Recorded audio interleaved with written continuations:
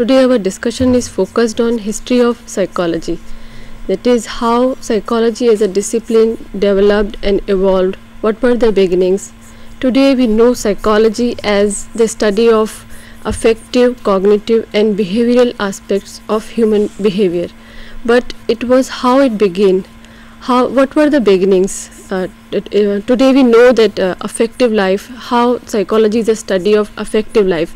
That is the study of feelings, how it is studied behaviors, and how it studies our cognitive processes, memory, thinking and learning, and the interaction of all these. But psychology started with a discipline. We know that not all disciplines start with the beginning, not every discipline has a date, but psychology started with a date, an year, and we all know that it was 1879 with the establishment of psychology laboratory at the University of Leipzig with Professor Wilhelm Wundt. Wundt's work that psychology was called as a discipline in itself. But why should we know past of psychology? What was the history of psychology? What is the use of knowing the history of psychology? First, we should know theoretical developments. What were the theories that evolved? What were the main ideas of psychological theories, and what are the applied strategies that are used in psychology for various applications? These things are essential to know to be an effective psychologist. Before we begin, there is one question that we would like to ask our viewers. That is, you will come to know about it. We all know about Charles Darwin and his work on theories of evolution. But how work of Darwin affected theories of psychology? Which theory of psychology was directly the result of Darwin's work on theory of evolution? As you watch, you will come to know about the effect of Darwin on psychology. How do we approach history of psychology? There are various methods to approach the history.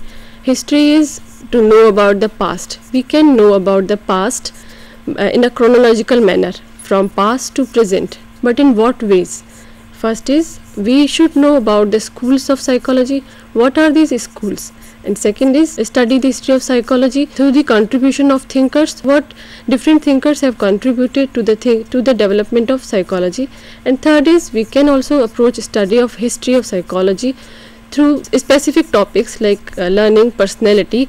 What were the beginnings of theories in personality, how these were applied, how people take knowledge from different disciplines to establish different areas and to contribute to human behavior in a very positive manner. When we start with the history of psychology, we say that psychology has a long past but a short history. How is it so? Psychology as a history of psychology, as we all know, started in 1879. Wilhelm Wundt's work in the laboratory at the University of Leipzig. But what is the past of psychology that we say is long? Past of psychology begin with the questions of human existence, the existence of communities. When humans started to live in communities, they started to ponder on questions like there are very basic questions on our existence, like who am I, the need to know ourselves, and what is the purpose of my life. Yes, psychology has a beginning on this question, like what is the meaning of my life, what is the purpose of my life, and what is good, what is bad, why should I live in a community or a group.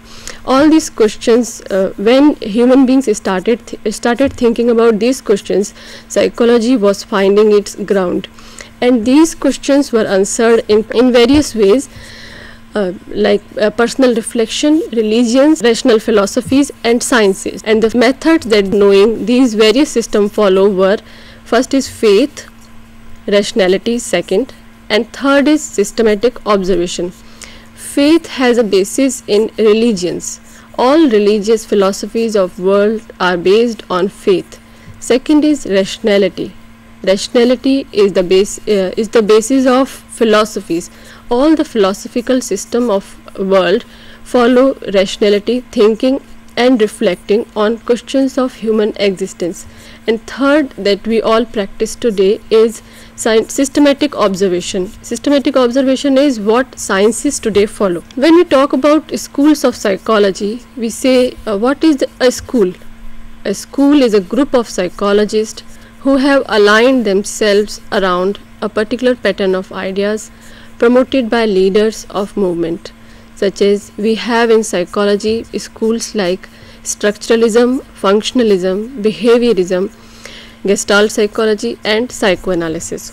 These are propounded by various thinkers, and these systems have their own terminology, their own way of expressing human behavior.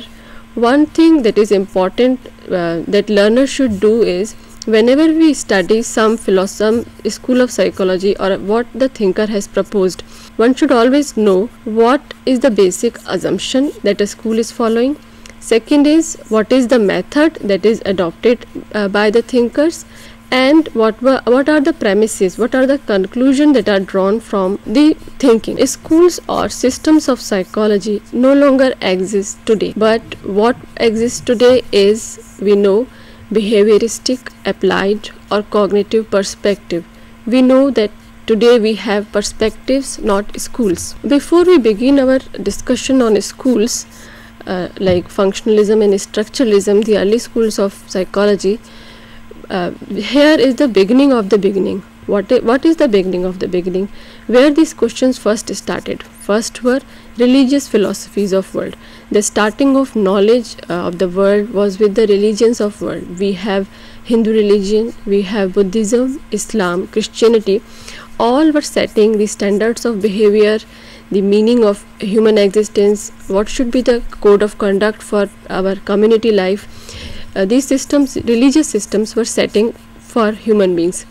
Second is second influential system of knowledge is Greek philosophers, mainly Aristotle, Socrates and Plato. These Greek philosophers pondered over many questions, but what was the basic change that has taken place from religious philosophies to Greek philosophy? It was the dependence on rationality. Socrates adhered to reason as the basic method for knowledge, which was absent from religious philosophies. Religious systems were based on faith, based on supernatural ideas. Socrates and Greek philosophers advocated reason as a basic method, basic tool to liberate humans from religious dogmatic beliefs. Third main contribution to the systems of knowledge is Renaissance period. What was the shift that has taken place from Greek philosophy to Renaissance? The main concept for which Greek philosophers were against was supernatural concepts and the dependence on faith. But these Greek philosophers have themselves become a dogmatic belief during Middle Ages. Renaissance, which means rebirth of knowledge. It was the period where science and rationality has been taken a main stance. So what was there in the Renaissance period that was important? Renaissance period has changed the world, changed the systems of knowledge. We have great scientists in this period. We know Copernicus, Galileo Galilei, Isaac Newton, who were setting the foundation of system of knowledge that we know sciences, and who were defining the laws for physical world. How is our universe located? What are the principles of physical world? At the same time, people were thinking about the subjective world. Galileo differentiated between physical world and that can be measured and subjective world that cannot be measured. He said physical world was characterized by physical qualities and subjective world was characterized by the qualities which cannot be measured, like temperature, color. These depend on human mind and are beyond measurement. So science was changing the world of knowledge during Renaissance period, and these scientists have great effect on the on the years to come, on the decades to come. Every social scientist or scientist today we know base their knowledge on the work of scientists that was done in 17th and 18th century. Then the main thinker which we know today is René Descartes. We know modern period started with René Descartes' thinking, who said rationality and sciences are the main methods on which our systems of knowledge should be based. A main theory which we know is dualist theory of mind, which Descartes gave. He said mind is immaterial, mind is not made of material things. Mind and contains certain ideas like knowledge of God, knowledge of space, time and motion. But there were other thinkers who said no, mind is same like other objects. Mind is also made of material, and like Spinoza, who adhered to the concept of materialistic monism. He said mind is like everything else. It is made of matter, and all the things, all the events in the world are determined. Free will is an illusion. So we know gradually we come to distinguish between physical world and subjective world of experience.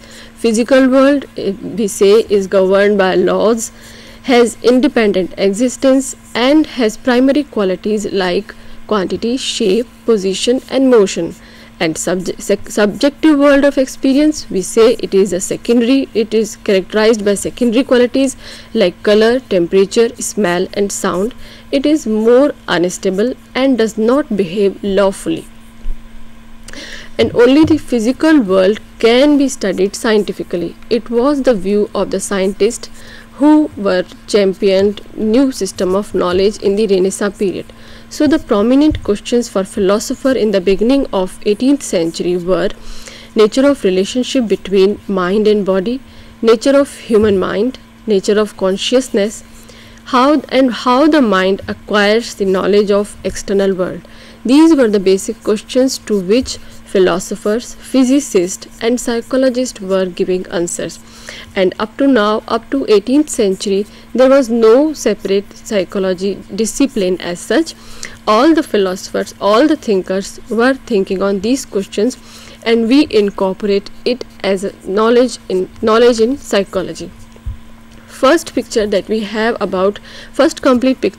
have about mind is in Hobbes' philosophy. Hobbes said that mind is materialistic like all the other things. It is made up of matter, and human behavior and mind are mechanistic. It means they are very much like machines. They behave like other machines behave. We can apply all the laws as we apply on the physical world. Third is deterministic. All actions including human behavior are subject to physical laws. And third is hedonistic. Human behavior is motivated by seeking pleasure and avoiding pain. So we now have the beginning of psychology. Proper psychology that we say is with empiricist philosophers John Locke, Berkeley and Hume. Empiricist thinking was focused on how knowledge is acquired. Is it nature or nurture? Is it environment or heredity? What is important in getting experience, getting knowledge? So empiricist view was it is through environment that we come to know about things, and how we know about things is through sensations. We have ideas in our minds which are copies of sensations, and those ideas are associated together by certain laws. Locke talked about association of ideas, but it was Hume who propounded very clear laws of association. These are cause and effect. Thoughts are related with each other with the relation of cause and effect, contiguity and resemblance. And empiricist has direct implication on associationism. Associationism grew out of empiricism. These philosophers were questioning on if we acquire knowledge through experience, then how these experiences, how our sensations are related to each other. Our mental world is not composed of things as such, sounds, shapes, things, colors. We have experiences of whole. So how these ideas are associated? Associationism grow as a separate system of thought to address our mental world as a complete whole. James Mill was proponent of this system, who said sensation and their copies are basic ingredients of human mind, and they are associated by the principle of contiguity, and strength of ideas depends on vividity and frequency of experiences. What were the later developments? How associationism affected the later development? It was shown in the work on memory by Hermann Ebbinghaus. Hermann Ebbinghaus was impressed by Fechner's work on measurement of sensation, and he believed that we can measure memory in the same way as Fechner has mentioned intensities of sensations. He took himself as a subject and studied memory experimentally for the first time, and it was contrary to Wundt's idea that memory and language, these higher mental processes, cannot be measured experimentally. Wundt believed that these processes can be measured culturally and by other methods, not experimentally, and introspection was the major method that was used before Ebbinghaus to study memory, and Ebbinghaus changed the way memory was researched and experimented. A brief word about psychophysics. What is psychophysics? Actually, psychophysics grew out of the work of physicists like Weber and Fechner, who were first to experiment on human sensations.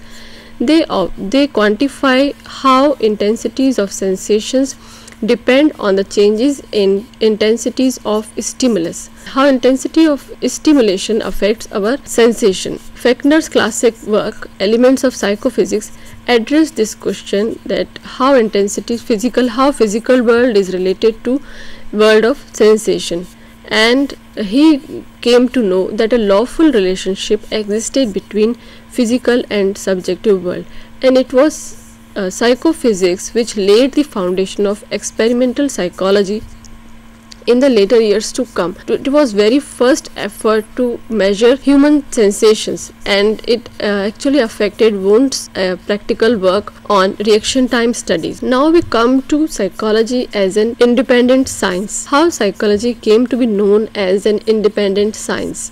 It was, as we all know, it was through the work of Wilhelm Wundt, and how institutions are important in the development of academics and intellectual life. So institutions such as a lab at a university help to develop and emerge psychology as a separate discipline, and Wundt was in fact impressed by the work of Fechner, but he says psychology is to be separated from physics as it is to be separated from physiology and philosophy. So it was Wundt who took psychology to a separate realm of experimental work. His interests were for immediate conscious experience. What is immediate conscious experience? Like tasting an apple. Wundt would study how it feels to taste an apple rather than imagining about the taste of apple. So he started to find out when a person is given certain experience, how he felt. He used to take verbal reports from subjects on their experiences, and by this work they were purporting to know the components of consciousness. Voluntarism was the system of Wundt, which was known at that time, focused at immediate conscious experience, and the method that Wundt has used was systematic introspection, that is, looking into oneself. And other interest that he has was mental chronometry. Mental chronometry is systematic laboratory method for measuring speed of mental processes, and it was done through reaction time studies, both simple and discrimination. And third that Wundt has contributed to is cultural psychology. And one more structuralist psychologist was Titchener, who was impressed with the work of Wilhelm Wundt, and he introduced structuralism in America under the name of structuralism. which was earlier known as voluntarism. Structuralism was conceptualized as same as chemistry and physics, and it was purported to study the elements of consciousness. These elements of consciousness were sensation. Sensations are have direct reference to the external things. We feel things, we see, we hear. And second component of consciousness is affect or feeling. These are more general experiences than sensations. Third component, that is combination of sensation and feeling, arises from the combination of sensations and the memories of previous sensations. And how these combinations are taken place? First is there are some passive combination. They say these are through association. Ideas are associated together passively to form certain simple ideas, and we have complex ideas, and this is through active combination. The process is called apperception or selective attention. But structuralism in itself was criticized for certain things. First, it was criticized for the assumption that structuralism started with to study the component of consciousness. It is elementalist study. Psychologists criticize the idea of compartmentalizing consciousness, which is an impossible thing. And second criticism came in the way for the method employed. It was systematic introspection. Since systematic introspection was used to be taken from trained subjects as verbal reports. These were not to be believed as true reports, and certain psychologists further found our thoughts are not all based on images. We have imageless thoughts also. So how one can imagine every single sensation and give verbal reports of those sensations. And the third thing for which the structuralism was criticized is the method cannot be used on children, cannot be used on ill, and has limitations in itself, laboratory based. All behaviors cannot be studied in the laboratory setting. So we see a major psychological school after structuralism that came was functionalism, and it was William James, an American philosopher and psychologist, who propounded functionalism as a study of the functions of consciousness, not the elements of consciousness. Consciousness, he said, is not an entity, not a thing, but a flux and system of relations. And what was the solution he got for the criticism of structuralist point of view of consciousness? He said, to find the meaning of an idea, we must examine the consequences to which it leads in action. And the purpose of science of psychology should be to study the functions of consciousness, not the structure of consciousness. And method that he employed was introspection, but it was more a kind of reflection, looking into oneself, than systematic introspection advised by structuralist philosophers.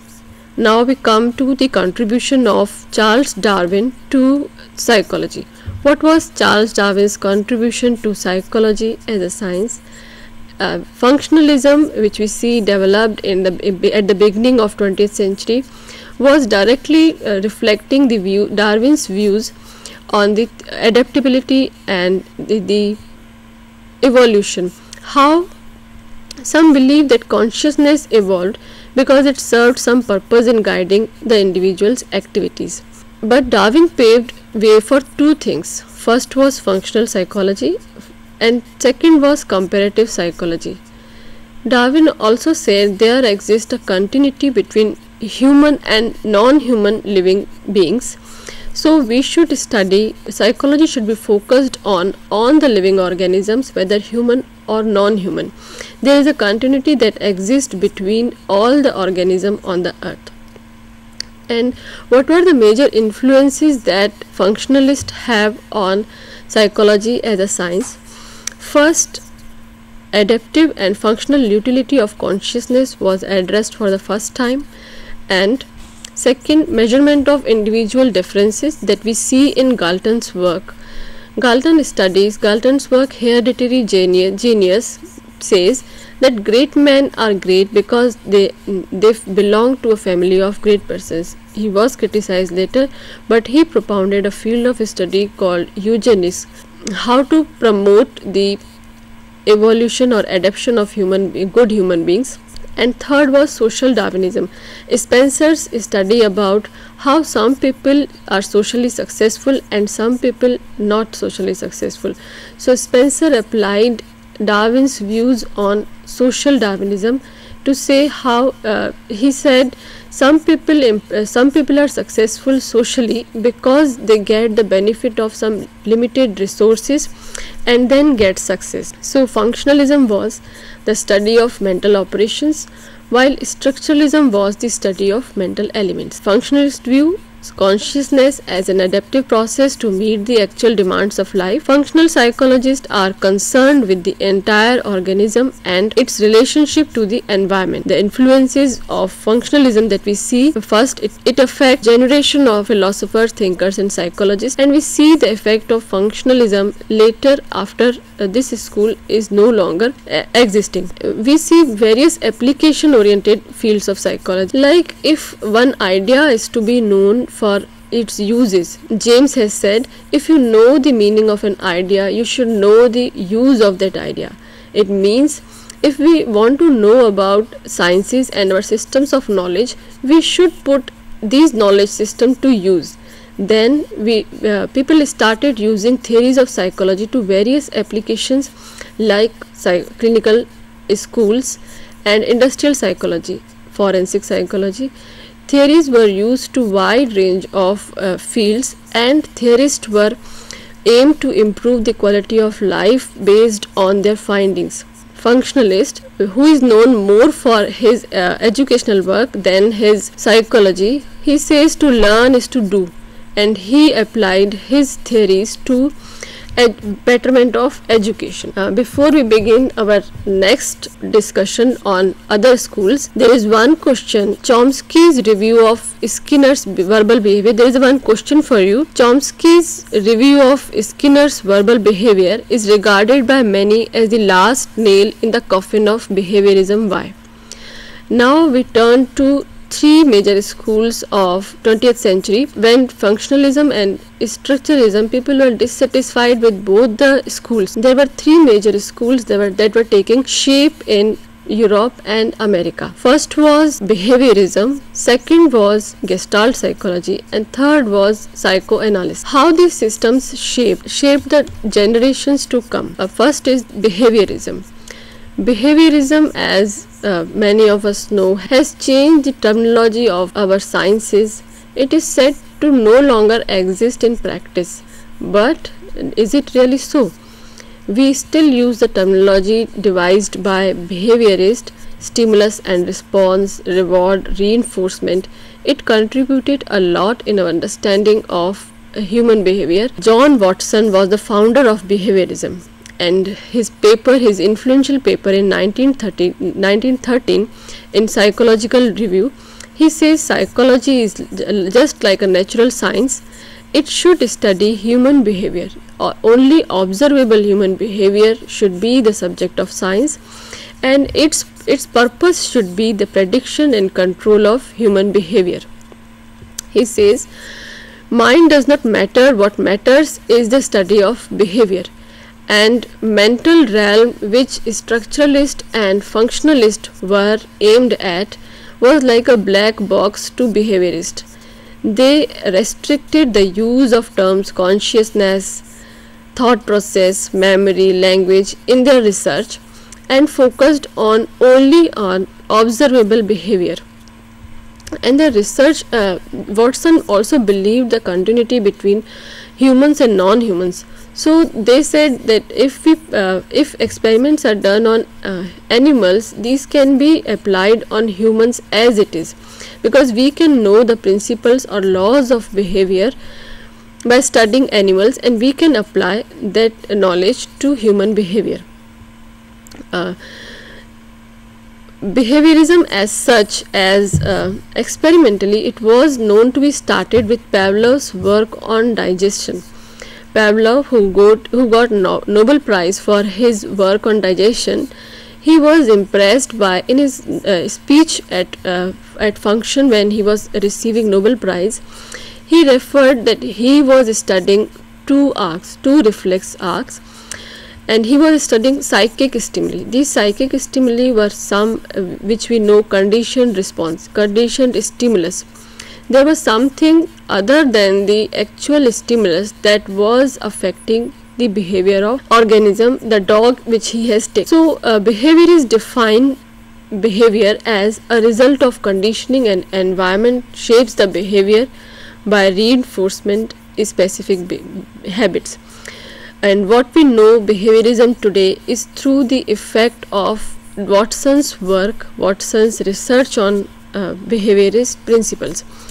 And it can be seen from very influential quote from Watson, which shows his confidence in the theory which he was adhering to.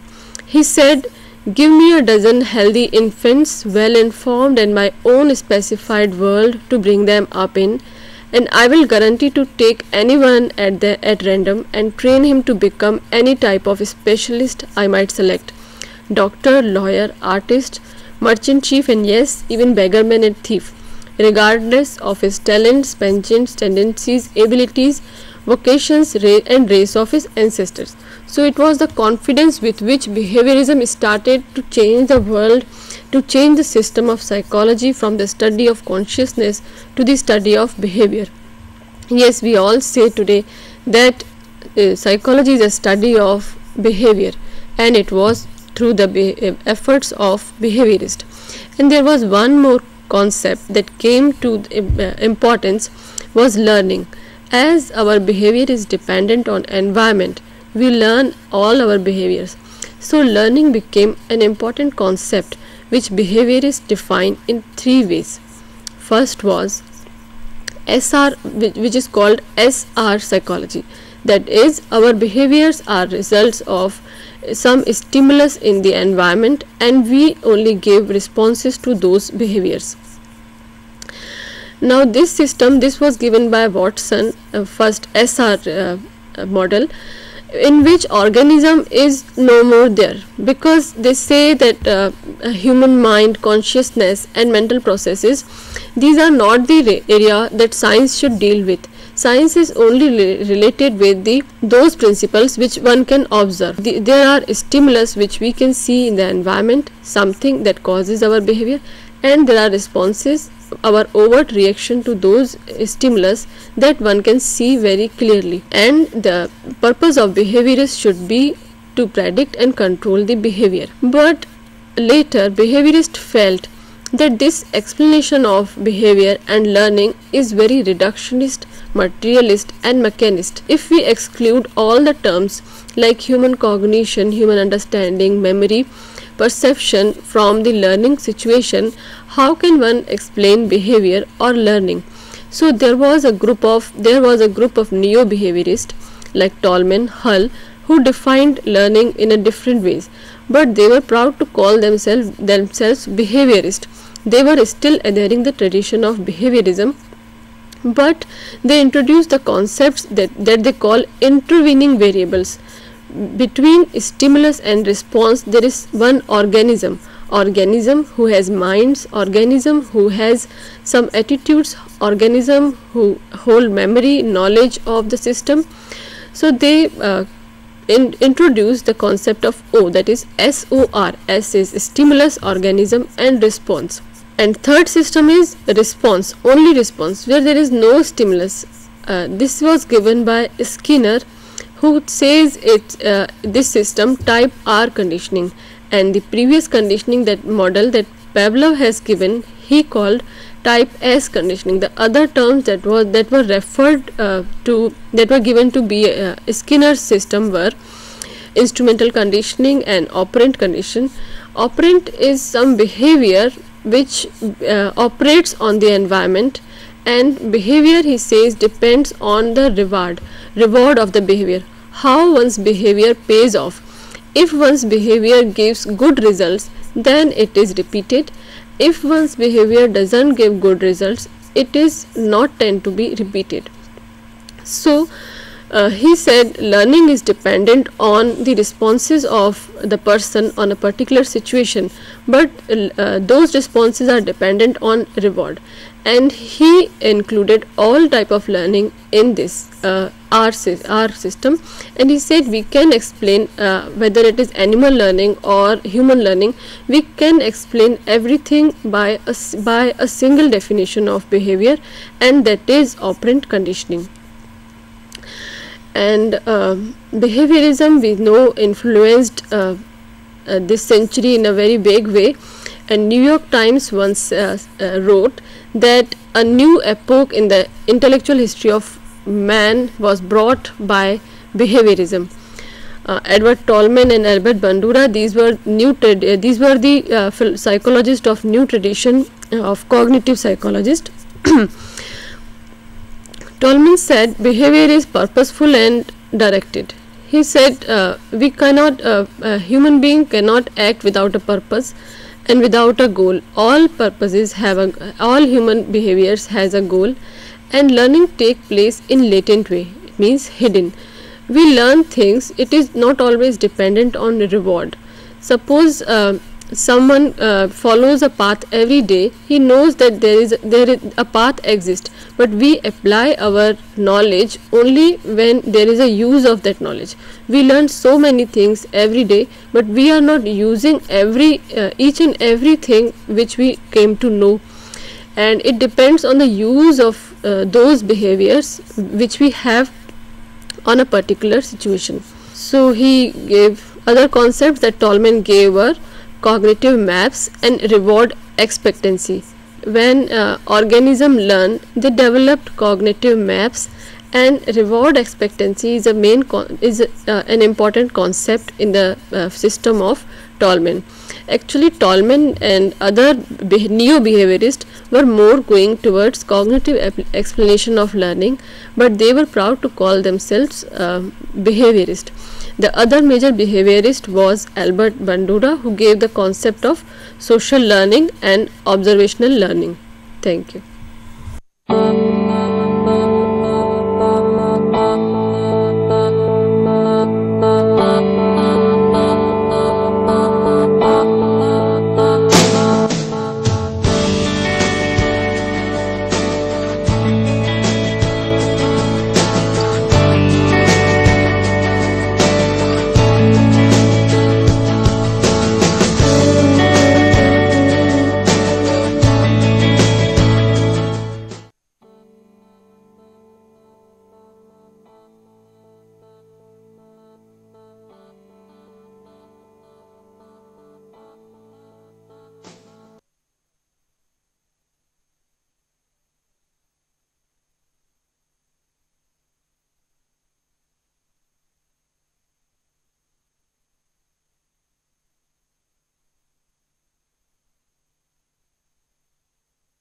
Important issue while deciding the distribution strategy. There are certain methods, or there are two methods in deciding the distribution of services, that is direct sales, and the other is sales via intermediaries. Direct sales talks about electronic channel. The electronic channel is ATM if you talk about banks, or internet banking if you talk about banks again. We trust electronic channels because they are consistent, they are cheaper, they are convenient, they have got wider coverage and quicker feedback. This is the most widely accepted channel of distribution used by services. The next direct sales channel is franchisees. Franchises means it is granting rights to the other person to exploit a trade name, trademark or product in return for lump sum payment or a royalty. What companies do is they, in smaller areas, organize franchisees, and those franchisees pay in lump sum to the companies for the security amount, and they handle the things themselves at the certain areas. The benefit with the companies is they do not have to put more heads into it, and the things can be handled easily. And one of the things is that the company can have a control on the major things by the franchisees, and if a company feels that the franchisee is diluting the brand value, he can certainly take back the franchise. So that is one of the most important things with the franchisee. The next method we have is quasi-retailing. Quasi-retailing is the retail outlet that sells services rather than goods. For example, hairdressers, travel agents and hotels. These are known as quasi-retailing. The next element we talk about is sales via intermediaries. This is the second strategy for distribution. So the second one is agent. In agents, it is the independent intermediary who may act in the name of or for the principal. And there is a broker. He is an independent intermediary facilitating the sales contract. The broker only facilitates the activity and comes in a role to play.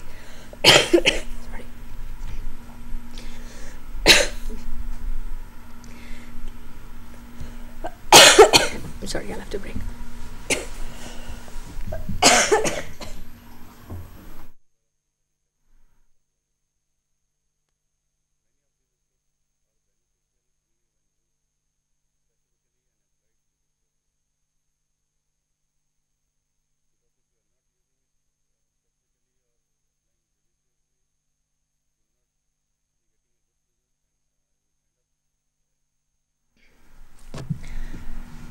We have talked about product, price, place, and the next element is promotion. In promotion, we have got promotion mix. As rightly said by everybody, that communicating the things to the consumer is mostly required, and for that a promotion mix has to be made by the companies. The promotion mix includes advertising, sales promotion, publicity, and public relations. Advertising is that form of promotion mix that is paid and non-personal method. It goes for mass communication. The guidelines for effective advertising program is that the advertising should be clear, it should be simple, it should emphasize mostly on the benefits, and it must promise that should be fulfilled. It should provide tangible clues to the customers and should use testimonials of actual customers or consumers. Second is sales promotion.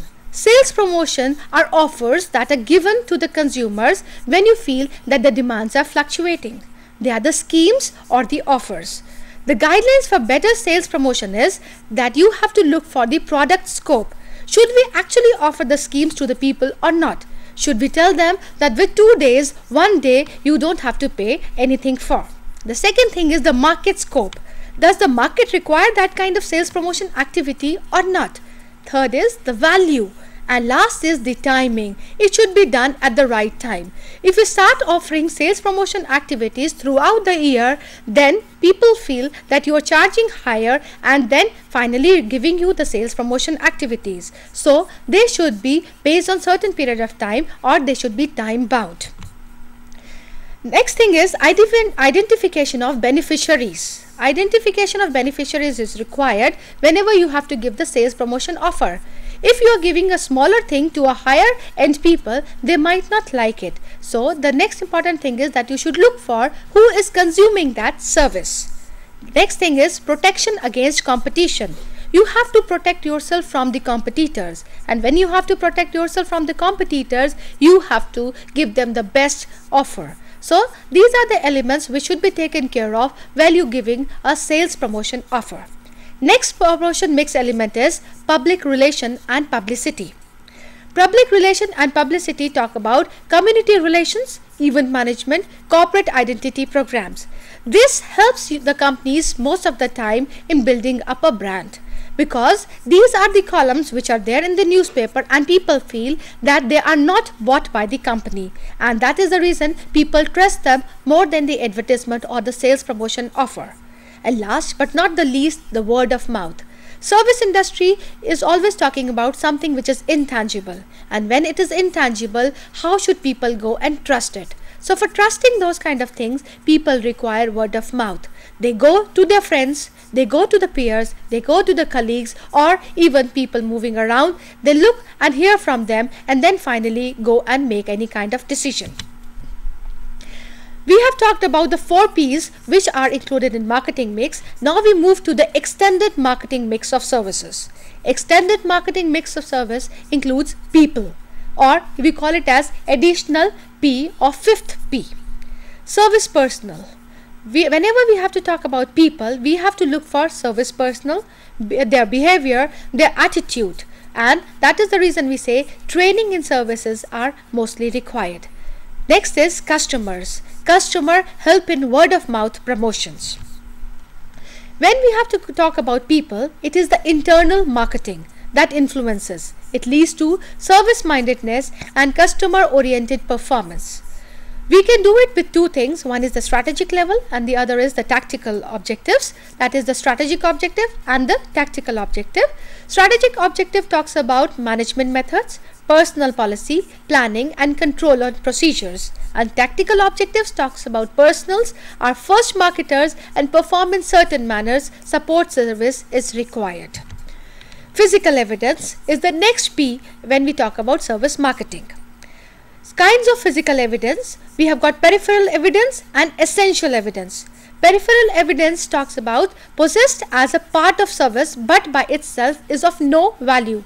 For example, airline ticket or checkbook. If you have that ticket, it doesn't make any sense for you till the time you go and travel in an airplane. So that kind of evidence is known as peripheral evidence, and essential evidence is the airplane.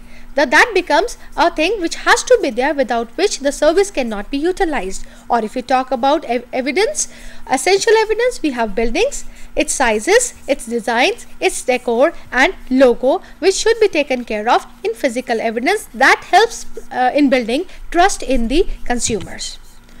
According to Baker, it is composite impression of ambience, design, social relationship. When we talk about ambience, whenever you go to a restaurant, what we people look for is the quality, the sense, the sounds, the music. That is what talks about the ambience. If you talk about the design, it is the aesthetics of the architecture. That is the reason people spend so much on probably POP or the walls or the color of the walls, because it is the designs which will again influence the consumers to buy that service. Social relationship. It is the appearance of personal, quality and quantity of consumers. So that means the person who is there, how he is relationship with the consumers. So that will also help you build up the physical evidence. What is the role of physical evidence? Why is it required? It helps in shaping the first impression. The moment you enter into a hotel, this is the physical evidence which people look for. Services come thereafter, because if you don't like the ambience of it, you will certainly not go for utilizing the service. Second is managing trust. If you don't see anything with it, whom should you trust on? If there is not a building, then what will you go for and how will you have a look at it? And then how will you buy the service? So it's help you in managing trust. Facilitating quality of servicing. That means it helps even the provider to provide you that service. He needs a place where he can contact with the consumers and can provide you the service.